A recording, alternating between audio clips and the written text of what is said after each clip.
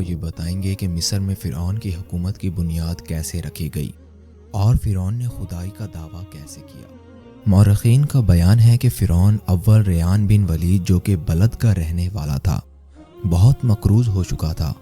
آئے دن اس کے گھر قرض لینے والوں کا رش لگا رہتا تھا، لیکن اس کے پاس ان کو دینے کے لیے پھوٹی کوڑی بھی نہ تھی، جس وجہ سے وہ بہت پریشان رہتا تھا۔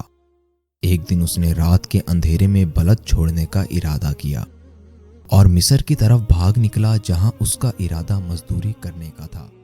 جب وہ مصر پہنچا تو اس کی ملاقات ایک شخص سے ہوئی جس کا نام حامان تھا، اور یہ ملاقات دیکھتے ہی دیکھتے گہری دوستی میں بدل گئی۔ حامان نے فرعون سے پوچھا، تم کون ہو اور کہاں سے آئے ہو اور آگے کہاں کا ارادہ رکھتے ہو؟ فرعون نے اس کو اپنا نام اور مقام بتایا اور کہا، مزدور ہوں اور مصر کا ارادہ رکھتا ہوں۔ چنانچہ حامان نے بولا، میں تمہارے ساتھ چلوں گا اور اکٹھے مزدوری ڈھونڈیں گے۔ پھر دونوں وہاں سے اکٹھے مصر کے بازار کی طرف نکل پڑے۔ تب تربوز کا موسم تھا، چنانچہ بھوک کی وجہ سے دونوں تربوز کے کھیت میں پہنچے اور کھیت کے مالک سے کھانے کے لیے کچھ مانگا۔ کھیت کے مالک نے کہا، میں تمہیں ایک ہی شرط پر کھانے کے لیے دوں گا، اگر تم میرے تربوز شہر میں جا کر بیچ آؤ تو بدلے میں تمہیں کھانے کے لیے اجرت دے دوں گا۔ چنانچہ فرعون نے حامان کو وہیں چھوڑا اور خود گدھوں پر تربوز رکھ کر شہر کی طرف چل پڑا۔ جب وہ شہر کے دروازے پر پہنچا تو دروازے پر کھڑے پہرے داروں نے اس کو روک لیا اور اس سے پوچھا، ان بوروں میں کیا ہے؟ فرعون نے کہا، تربوز ہیں۔ پہرے داروں نے کہا، ان میں سے کچھ تربوز یہاں رکھ دو اور جاؤ۔ فرعون نے کہا، یہ میرے مالک کے ہیں اور مجھے بیچنے کے واسطے دیے ہیں، میں تو اس کا غلام ہوں، تو اس کی اجازت کے بغیر میں آپ کو تربوز نہیں دے سکتا۔ پہرے داروں نے کہا کہ اگر ایسا ہے تو تم ہرگز شہر میں داخل نہیں ہو سکتے۔ لہٰذا جب فرعون کو کوئی دوسرا راستہ نہ ملا تو اس نے چند تربوز پہرے داروں کو بطور رشوت ادا کیے اور شہر میں داخل ہوا۔ شہر کی صورتحال بھی اس نے کچھ ایسی ہی دیکھی۔ شہر کے اندر جانے پر گشت پر موجود پہرے داروں نے بھی اس کو روکا اور اس کے مال کے بارے میں دریافت کیا۔ فرعون کے بتانے پر ان لوگوں نے بھی ویسے ہی کیا جیسے دروازے پر موجود پہرے داروں نے کیا تھا۔ پھر جو مال بچا اس کو بیچنے کے لیے بازار میں مناسب جگہ تلاش کرنے لگا، لیکن کوئی دکاندار اس کو اپنی دکان کے سامنے مال رکھنے کی اجازت نہیں دے رہا تھا۔ چنانچہ یہاں بھی اس نے کچھ تربوز رشوت کے طور پر دیے اور ایک دکان کے آگے اپنا مال بیچنے کو بیٹھ گیا۔ دکاندار نے اس سے کہا، یہاں لوگ چیز کے بدلے چیز دیتے ہیں، کچھ نقد وغیرہ نہیں دیتے، یہی ہمارے شہر کا دستور ہے۔ الغرض فرعون نے سارے تربوز مختلف اجناس کے بدلے میں بیچے اور شہر سے واپس چلا گیا اور کھیت کے مالک کو جو کچھ کمایا تھا دیا اور کہا، مجھے یہ کام پسند نہیں آیا، اور واپس شہر کی طرف چل پڑا۔ شہر کی یہ صورتحال دیکھنے کے بعد اس نے واپس جانے کی بجائے شہر میں ہی رکنا پسند کیا اور ایک قبرستان میں قیام کیا۔ اس کو وہاں رہتے ہوئے کچھ دن ہی ہوئے تھے کہ شہر میں ایک وبا پھیل گئی جس سے لوگ بڑی تعداد میں مرنے لگے۔ فرعون کے ذہن میں ایک آئیڈیا آیا، اس نے ہر میت کے بدلے ایک سونے کا سکہ لینا شروع کیا۔ جو شخص بھی مرتا فرعون اس کو دفنانے کے لیے اس کے گھر والوں سے ایک سونے کا سکہ لیتا۔ اس طرح اس کے پاس کافی دولت جمع ہو گئی۔ دوستو، روایت ہے کہ ایک دن شہر کا وزیر مر گیا۔ جب لوگ اس کو دفنانے کے واسطے لے کر آئے تو فرعون نے پوچھا، کون مرا ہے؟ لوگوں نے کہا، شہر کا وزیر ہے۔ جب فرعون نے اس سے رقم کا مطالبہ کیا تو انہوں نے کہا، یہ کیسا قانون ہے؟ فرعون نے کہا، میں اس قبرستان کا دروگا ہوں اور ایک عرصے سے اسی قبرستان میں ہوں اور یہ رقم میں سب سے وصول کرتا ہوں۔ چنانچہ شہر کے لوگوں نے اس کی تائید کی اور کہا، ایسا ہی ہے، یہ کافی عرصے سے اس قبرستان میں ہے اور ہر آنے والی میت سے ایک سونے کا سکہ وصول کرتا ہے۔ الغرض درباریوں نے جب یہ معاملہ دیکھا تو وہ فرعون کو پکڑ کر شاہ مصر کے پاس لے گئے اور شاہ مصر کو ساری تفصیل سے آگاہ کیا۔ تب شاہ مصر نے فرعون سے پوچھا، یہ کیا معاملہ ہے؟ تمہیں اس کام پر کس نے رکھا ہے؟ تب فرعون نے شروع سے لے کر آخر تک گدھوں پر تربوز بیچنے والی کہانی سنا دی اور کہا کہ جب شہر کے یہ حالات دیکھے تو مجھے لگا شہر میں کوئی قانون نہیں، جس کے پاس جتنی طاقت ہے وہ اس قدر ہی لوگوں کو لوٹ رہا ہے۔ میں نہایت غریب آدمی تھا، میری قوت بازار میں بیٹھنے کی نہیں تھی، اس لیے میں قبرستان میں بیٹھ گیا اور لوگوں سے اخراج وصول کرنے لگا۔ اور نہ کسی نے میرے اس کام پر احتجاج کیا اور نہ شکایت درج کی۔ جو حالات شہر کے تھے اس میں لوگ شکایت لے کر کہاں جاتے، کیونکہ شکایت درج کرنے والوں کو بھی اتنا ہی کچھ دینا پڑتا، اس لیے انہوں نے کم دینے کو ہی ترجیح دی۔ چنانچہ شاہ مصر نے فرعون کی گفتگو سے اس کو ایک دانا اور دور اندیش شخص سمجھا اور اس سے پوچھا، کیا تم اس شہر کے حالات کو بہتر بنا سکتے ہو اگر تمہیں اس کا اختیار دیا جائے تو؟ فرعون نے اس بات کی حامی بھر لی اور کہا کہ ہاں، اگر مجھے اختیار دیا گیا تو میں شہر مصر کو ان تمام فتنوں سے صاف کر دوں گا۔ الغرض شاہ مصر نے فرعون کو مرنے والے وزیر کی جگہ فائز کیا اور شہر کے تمام اختیار فرعون کے حوالے کر دیے۔ چنانچہ فرعون نے مصر کا وزیر بنتے ہی اپنے دوست حامان کو اپنے شہر میں بلوایا اور اس کو اپنا ساتھی مقرر کیا۔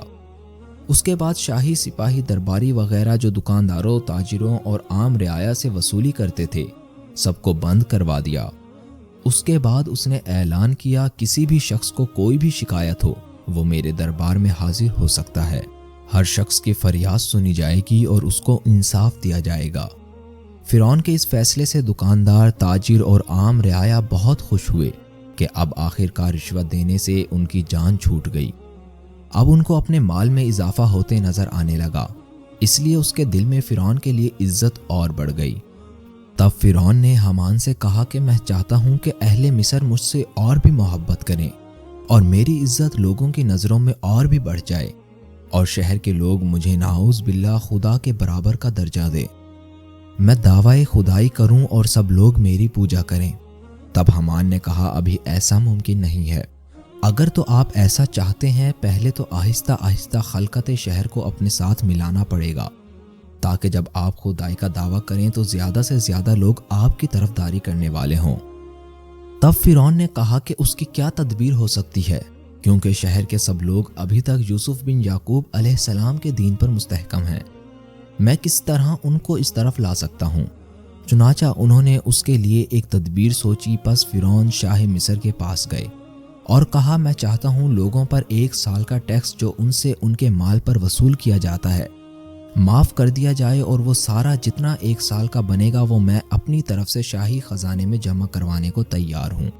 بادشاہ فرعون کی حکمت و دانائی سے اور آمور وزارت سے بڑا خوش ہوا، لہٰذا اس نے کہا، میں نہیں چاہتا تمہارا نقصان ہو اور میرا نفع ہو، چنانچہ 1 سال کا ٹیکس تمہاری طرف سے میں لوگوں پر معاف کرتا ہوں۔ انہوں نے کہا، میں نہیں چاہتا شاہی خزانے میں کوئی کمی ہو، لہٰذا اس 1 سال کا ٹیکس لوگوں کی طرف سے میں جمع کروا دوں گا۔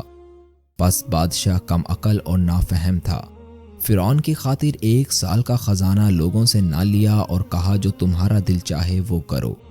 تب فرعون نے دیوان اور خزانچیوں کو بلا کر یہ پوچھا کہ مصر کا خزانہ 1 سال میں لوگوں سے کتنا وصول کیا جاتا ہے؟ انہوں نے بتایا، اتنا۔ بس فرعون نے اتنا ہی روپیہ حامان کے ہاتھ شاہی خزانے میں جمع کروا دیا، اور اس کے بعد سارے شہر میں یہ اعلان کرا دیا گیا کہ اس سال کا ٹیکس ہماری طرف سے معاف ہے، اور ہم نے اپنی طرف سے اتنا خزانہ بادشاہ کے شاہی خزانے میں جمع کروا دیا ہے۔ اور اس کے بعد 2 سال مزید کا ٹیکس بھی معاف کرنے کی اپیل بھی درگاہ الہی میں پیش ہوئی تو وہ بھی قبول کر لی گئی، یعنی اب 3 برس تک لوگوں سے کسی بھی قسم کا ٹیکس وصول نہیں کیا جائے گا۔ بس جب یہ اعلان سنا دیا گیا تو پورا مصر خوش ہو گیا، اور غریب غربا جتنے تھے سبھی فرعون کی ترقی اور خوشحالی کی دعا مانگنے لگے اور خدا کا شکر بجا لانے لگے۔ اسی طرح لوگوں میں فرعون کی نیکی اور فراخ دلی کے چرچے ہونے لگے، اور رعایا کی نظر میں اس کی قدر اور عزت اور بڑھ گئی۔ پھر کچھ عرصے کے بعد شاہ مصر مر گیا اور کوئی ولی وارث اس کا نہیں تھا جو اس کے بعد تخت پر بیٹھ سکتا اور پوری سلطنت کو سنبھال سکتا۔ بادشاہ کو دفنانے کے بعد 3 روز تک تعزیت کی، اور چوتھے روز تمام شہر کے لوگ، قاضی، مفتی، عالموں، فاضل، غریب، غربا، چھوٹے بڑے سب بادشاہ دربار میں حاضر ہوئے اور اس بات پر غور و فکر کرنے لگے کہ اب تخت شاہی پر کس کو بٹھایا جائے، کیونکہ بنا بادشاہ کے ملک ایسا ہی تھا جیسے بنا سر کے دھڑ۔ کیونکہ اب لوگوں نے فرعون سے نیکی دیکھی تھی کہ 3 برس کا ٹیکس رعایا پر معاف کر دیا گیا تھا، اور وہ سارا 3 برس کا خزانہ اس نے اپنی طرف سے شاہی خزانے میں جمع کروا دیا تھا، اور علاوہ اس کے وہ سارے ٹیکس بھی اس نے معاف کیے تھے جو شاہی سپاہی عوام سے بے وجہ لوٹتے تھے۔ اس لیے سب اس پر خوش تھے اور اسے اپنا خیر خواہ جانتے تھے۔ بس یہ خیر خواہی دیکھ کر سبھی نے اس بات پر اتفاق کیا اور اس مردود کو تخت پر جا بٹھایا۔ جب فرعون مصر کا بادشاہ ہوا تو اس نے حامان کو اپنا وزیر منتخب کیا اور پھر حامان سے کہا کہ اب ایسی کوئی تدبیر کرنی چاہیے کہ لوگ مجھ کو معبود سمجھیں اور میں خدا بن جاؤں۔ تب حامان نے یہ صلاح دی کہ سب سے پہلے ملک مصر میں یہ اعلان کرنا چاہیے کہ ہماری حکومت میں تعلیم و تدریس پر پابندی ہے۔ اگر کوئی تعلیم دیتا ہوا پکڑا گیا تو اس کو قتل کر دیا جائے گا۔ اس طرح لوگ آہستہ آہستہ اپنے دین سے بے خبر ہو جائیں گے اور آئندہ جو لڑکے پیدا ہوں گے وہ جاہل اور بے عقل ہوں گے۔ بس حامان کے حکم پر فرعون نے مصر میں یہ اعلان کروا دیا کہ ہماری حکومت میں تعلیم و تدریس پر مکمل پابندی ہے اور جو تعلیم دیتا ہوا پایا گیا اس کو سخت سزا دی جائے گی۔ چنانچہ پورے مصر میں تعلیم کا کام مکمل ختم ہو گیا اور عوام جاہل بن گئی اور دین مذہب سے مکمل دور ہو گئی، یہاں تک کہ اپنے خدا کو بھی بھلا دیا، یعنی جانور بن گئے۔